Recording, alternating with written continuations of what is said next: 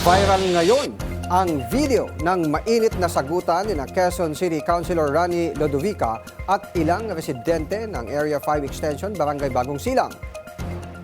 Nag-ugat ang alitan dahil gustong paalisin ni Lodovica ang ilang nakatira sa lugar.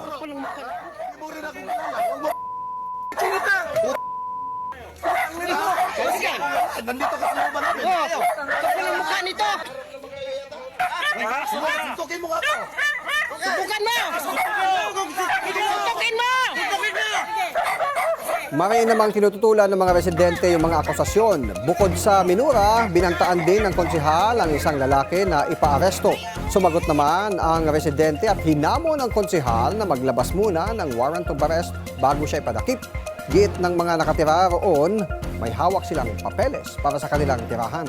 At ang iligal ay ang tangkang demolisyon ni Lodovica dahil wala naman silang may pakitang dokumento.